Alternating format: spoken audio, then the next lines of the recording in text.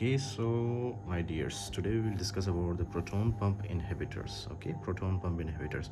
The most common proton pump inhibitor is the omeprazole. Okay, that you are using these days. अच्छा, तो ये proton pump inhibitors we will discuss कि ये function कैसे करते हैं. First of all you need to understand one thing. Okay, कि ये जो प्रोटॉन पंप इनहिबिटर्स हैं हमारे पास, these are used for different types of diseases. Okay, for example peptic ulcer. Do you know about the peptic ulcers? Peptic ulcer के लिए use कर सकते हैं. Okay, right. Including that you know that peptic ulcer are for example gastric ulcer और duodenal ulcer. Right, there are two types of peptic ulcer.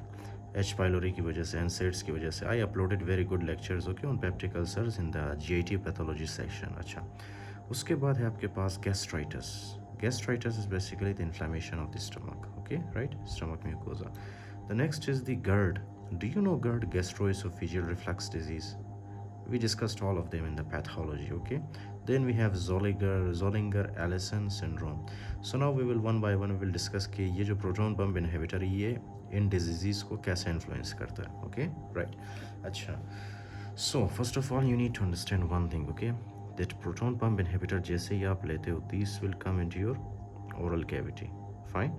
Okay, these will come in your oral cavity, but before that let me explain for you first of all the normal physiology. अब normally क्या होता है कि this is your stomach. Okay, this is your stomach. अब stomach के अंदर इस तरह से एक सेल होता है, that is very special cell. एक नहीं बल्कि बहुत सारे cells होते हैं. Why? एक special type of cell.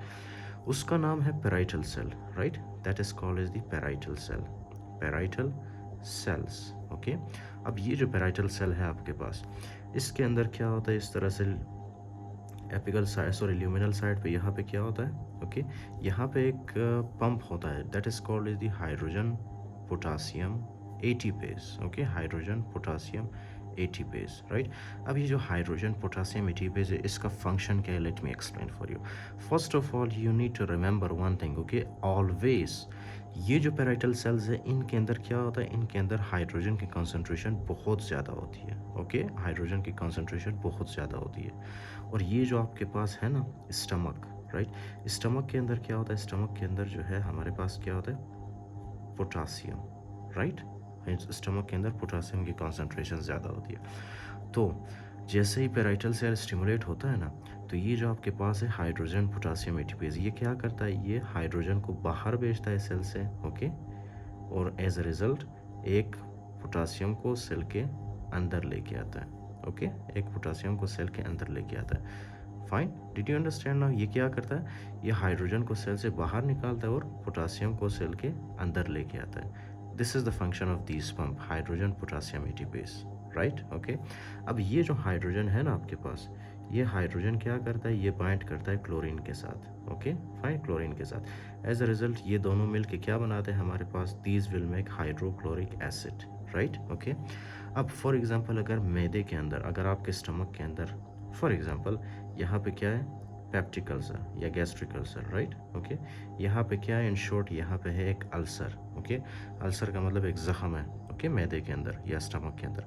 तो ये जो हाइड्रोक्लोरिक एसिड है ना, ये क्या होता है कि जैसे ही ये हाइड्रोक्लोरिक एसिड इस अल्सर के ऊपर लगता है ना, अब हाइड्रोक्लोरिक एसिड तो एक तेज़ाब है, तो तेज़ाब जैसे ही ज़ख़म के ऊपर लगता है ना, तो ये जो ज़ख़म है ना, ये ज़ख़म मज़ीद, okay, this become verse. Okay, this ulcer will become verse.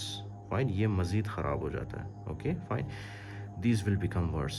So that is why now what we have to do, we have to do something जिसके ज़रिए जो है हम इस हाइड्रोक्लोरिक एसिड की कंसंट्रेशन को कम कर सकें. तो हम इस हाइड्रोक्लोरिक एसिड की कंसंट्रेशन को कैसे कम करें ताकि हमारा अल्सर मज़ीद ख़राब ना हो.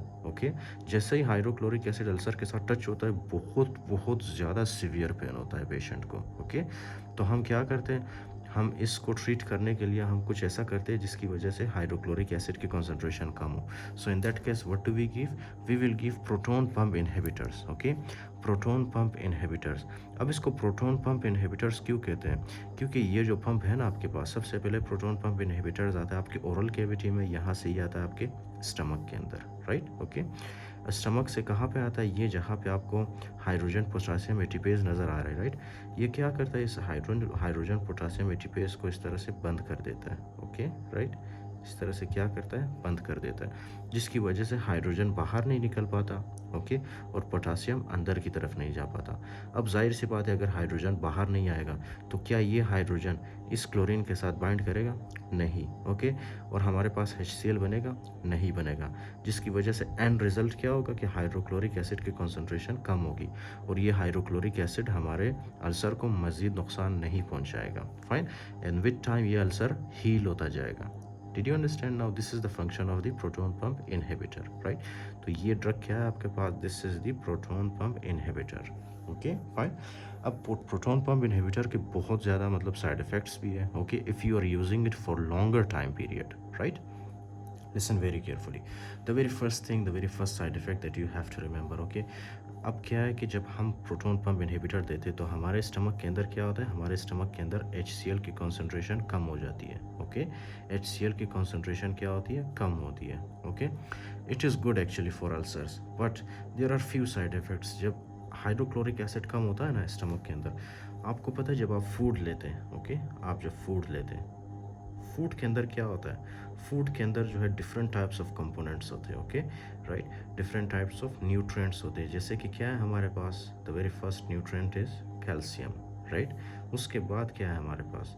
उसके बाद है इसी फूड के अंदर हमारे पास होता है मैग्नीशियम। Okay, magnesium. इसी फूड के अंदर हमारे पास क्या होता है? Vitamin B12। Okay, vitamin B12, right? Listen very carefully, this is very very logical. अगर हाइड्रोक्लोरिक एसिड नहीं होगा तो क्या फूड की ब्रेकडाउन होगी? नहीं होगी। फूड की ब्रेकडाउन जब नहीं होगी तो जाहिर सी बात है कि फूड से कैल्शियम रिलीज़ नहीं होगा, मैग्नीशियम रिलीज़ नहीं होगा, विटामिन B12 रिलीज़ नहीं होगा। Okay, right? अब कैल्शियम क्या है? कैल्शियम जैसे ही आपके बॉडी के अंदर रिलीज़ होता है नॉर्मली वो क्या करता है? बोन के अंदर जाके बोन को स्ट्रॉन्ग बना देता है। लेकिन जब फूड की ब्रेकडाउन नहीं होगी तो कैल्शियम भी रिलीज़ नहीं होगा, जिसकी वजह से कैल्शियम की क्या होगी? डेफिशिएंसी होगी। एंड कैल्शियम की जब डेफिशिएंसी होती है तो बोन्स क्या होते हैं? बोन्स वीक होते हैं। That condition is called is the osteoporosis. Okay, bone weakening specially in the adults. Okay, adults में। उसके अलावा मैग्नीशियम है आपके पास। जब मैग्नीशियम नहीं होगा बॉडी के अंदर, मैग्नीशियम जाहिर सी बात है फूड से आता है ना, तो फूड की ब्रेकडाउन नहीं होगी तो मैग्नीशियम रिलीज़ नहीं होगा। मैग्नीशियम रिलीज़ नहीं होगा तो सबसे मोस्ट कॉमन इफेक्ट क्या है इसका मैग्नीशियम का? जब हाइपोमैग्नीसीमिया होता है तो that will affect our heart. Okay, heart के अंदर क्या हो जाता है? हार्ट के अंदर हो जाता है आपका एरिथमिया। Okay, arrhythmia, right? उसके अलावा विटामिन B12 किसके लिए ज़रूरी है? ये आप किसी बच्चे से भी पूछ ले, that child also knows, okay, कि ये क्या है? ब्लड फॉर्मेशन के लिए, स्पेशली रेड ब्लड सेल्स के लिए this is important, right?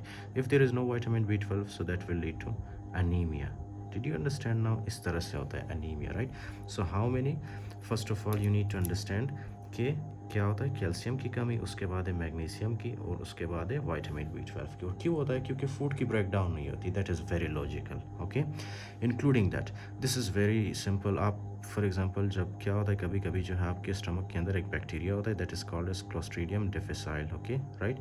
I don't know whether the spelling is right और not, but there is a bacteria by the name of Clostridium difficile. अब क्लोस्ट्रीडियम डिफिसाइल क्या है?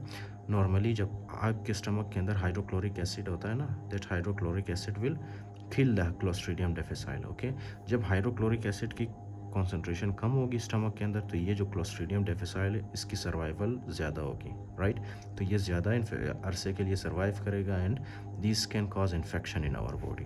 Fine, okay, including that there are so many other bacterias in our stomach. Okay, right?